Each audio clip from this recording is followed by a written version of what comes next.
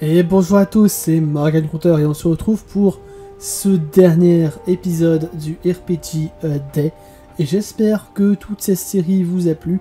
J'espère que cette vidéo également vous plaira.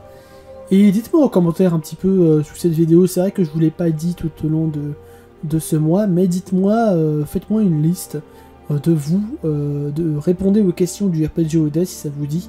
Dans les commentaires de cette vidéo, ça pourrait être sympa. Et du coup, aujourd'hui, nous allons répondre à la thématique suivante. Quel est mon jeu de rôle préféré parmi tous? Et là, je suis emmerdé parce que je déteste faire les tier lists et ouais, j'arrive pas. J'arrive pas à me décider sur quelque chose que je préfère. Alors, pour une fois, ce que je vais faire, je vais prendre mon syndrome de l'imposteur. Il s'appelle Nestor. Et Nestor a souvent tort, malheureusement. Non, heureusement que Nestor a tort. Je vais prendre mon syndrome de l'imposteur, je vais prendre Nestor, et je vais l'enfermer très loin dans un placard, pour vous parler de mon jeu de rôle, de ma création, du monde de Nive. Je vous en ai déjà parlé durant ce RPG Day, et aussi l'année dernière, et aussi durant d'autres vidéos qui sont sorties entre temps. Et je vais continuer de vous en parler, mais aujourd'hui, j'aimerais mettre un point d'honneur sur ce jeu de rôle que je travaille depuis des années et que je continuerai de travailler pendant des années. C'est entre guillemets mon bébé à moi. Je sais pas si un jour il sortira en public, que ce soit en édition classique ou en auto-édition. Je sais vraiment pas. Pour l'instant, il y a vraiment que moi qui masterise sur cet univers parce que c'est vraiment mon univers à moi, quoi. C'est ma bulle. C'est vraiment ma bulle. Moi. Pour l'instant. Peut-être que ça évoluera dans le futur, je ne sais pas. L'avenir nous le dira. Tout ce que je peux dire, c'est que j'ai déjà un petit peu commencé à aller dans ce sens-là, parce que dans mon univers, vous le savez ou vous le savez peut-être pas, mais il y a un petit coin dans mon univers qui s'appelle l'île des Quats, qui a un jeu de rôle à part entière, lui, et qui, lui, va certainement être disponible quelque part dans le futur. Et quelqu'un, l'un de mes joueurs habituels, a tenté de masteriser une partie sur l'île des Quats, sur ce tout petit bout du monde de Nive. Tout petit bout du monde de Nive qui est à la fois dans le monde de Nive, à la fois à un extérieur, qui est totalement un monde bac à sable. Et cette session, où c'est pas moi du coup qui masterise sur l'île des Quats, sur le monde de Nive, sera disponible, je ne sais pas quand. Peut-être l'année prochaine, peut-être en fin d'année, dans ces eaux-là, début d'année prochaine, fin d'année 2023, j'ai pas encore la date, je n'ai même pas encore monté la session. Il y a encore plein d'autres sessions qui vont arriver, notamment la fin de Vakuna, le début du monde de Nive, et d'autres vidéos qui viendront se greffer en mode bonus, sûrement les mercredis.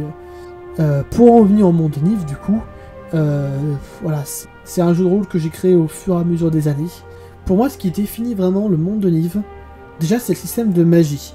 J'ai essayé de faire un système de magie qui était un peu différent des autres JDR qu'on peut trouver dans le commerce. Enfin, évidemment, je me suis inspiré de plein de choses. J'ai pris des trucs à droite, à gauche, au centre, et pour essayer de faire ma petite tambouille. J'aime bien ce mot. Donc nous avons globalement 3 types de magie. La magie des pierres de Nectar, la magie des pierres de Varias, et la magie des pierres de Druède. La magie de pierre des Nectars, c'est de la magie à état pur. C'est une magie qui, il faut des années et des années pour la maîtriser, la tailler, l'extraire, enfin toutes les étapes de création, toutes les étapes d'extraction, pour ne pas qu'elle explose, pour ne pas qu'elle te vaporise sur place. Elle est vraiment ultra difficile à manier et en même temps hyper puissante. C'est de la magie à état brut. Le deuxième type de magie, ce sont les pierres de Varias, qui sont un peu plus faciles à maîtriser, mais qui sont, disons, beaucoup plus diverses et variées dans leur utilisation. C'est de la magie classique comme on peut en utiliser dans un monde médiéval fantasy. On peut faire des boules de feu, on peut faire des sortes de pièges de feuilles, on peut créer des forêts, on peut soigner des gens, on peut créer des barrières magiques. Vraiment, c'est imaginer tous les types de création. Pour l'instant, je n'ai fait qu'un seul système de classement. C'est un système de classement dans mon lore qui vient du royaume des elfes. Donc on a les 4 tours élémentaires, la tour du feu, la tour du vent, la tour de la terre, la tour de l'eau. On a également la tour des arcanes, qui est un petit peu la magie d'hiver, hein. Il y a tout ce qui n'est pas dans les autres tours, c'est dans la magie des arcanes. La tour des illusions, la tour des invocations, et j'espère que j'oublie personne. Au pire, c'est pas bien grave, je referai sans doute des vidéos. Et également les tours temporelles, mais les tours temporelles c'est différent, car non seulement personne n'y va, parce que la magie temporelle est une magie interdite, parce que extrêmement puissante. Imaginez-nous dans notre univers, à tel point on repousse l'utilisation de l'arme nucléaire. Eux c'est pareil, mais x10 avec la magie temporelle. Donc on évite. Tous les mages ils flippent d'aller à la tour du temps, donc personne n'y va. Personne n'y va, il y a un embargo sur les tours, plus personne n'y est allé depuis des siècles. Bref, je vais pas faire un épisode sur les tours temporelles. Du coup, troisième type de magie, la magie de druide. La magie la plus importante de Niv, celle qui est un peu plus rare. Ah oui, j'ai pas précisé, mais la magie de Nectar et la magie de Varia sont des magies limitées. C'est-à-dire que si l'utilisateur n'a plus de pierre proche de lui, bah il peut plus faire de magie, techniquement. Par contre, les utilisateurs de pierres de druide, ceux qui ont été élus par ces pierres, donc ont une pierre de druide à eux, possèdent un pouvoir unique qui peuvent faire évoluer exponentiellement parlant de plus en plus au fur et à mesure qu'ils avancent dans leur aventure, au fur et à mesure qu'ils s'entraînent, leur pouvoir va évoluer. Par exemple, quelqu'un qui aurait la capacité de druide suivant à devenir invisible. Bah, au début, il va juste devenir invisible, mais pas ses vêtements.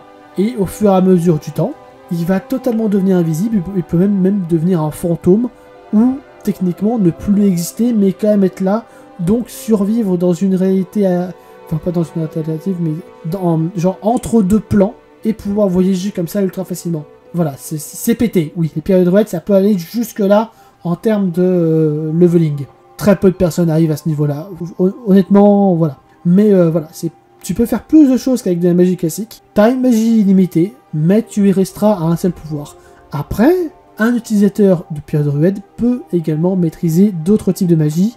Et l'inverse c'est également vrai, mais il faut être élu des pierres de druide. Il faut avoir une pierre de druide.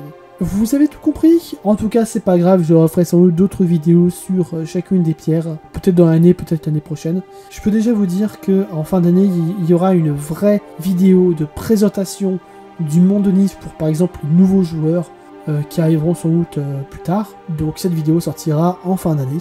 Voilà, j'espère que tout ce RPG Day vous a plu. Si vous avez d'autres questions sur mon univers, sur le monde de Niv, n'hésitez pas à les poser en commentaire. Je me ferai une joie d'y répondre, que ce soit en vidéo ou directement en commentaire, il n'y a pas de souci. Voilà, en tout cas moi ça m'a fait plaisir de faire ce RPG Day. Je referai sans doute le RPG Day en 2024 du coup. À voir si pareil il y a des questions intéressantes ou s'il n'y a pas trop de redites. Évidemment si c'est pour refaire la même vidéo il n'y a pas trop d'intérêt. Mais enfin on verra bien, ça sera l'année prochaine.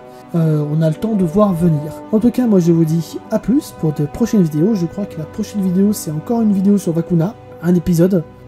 Attention, j'ai vu que la diffusion commence un petit peu à baisser, mais n'hésitez pas, la fin vaut vraiment le détour, donc n'hésitez pas. En tout cas, moi je vous dis à plus pour de nouvelles vidéos. C'était Morgan Conteur, ciao ciao.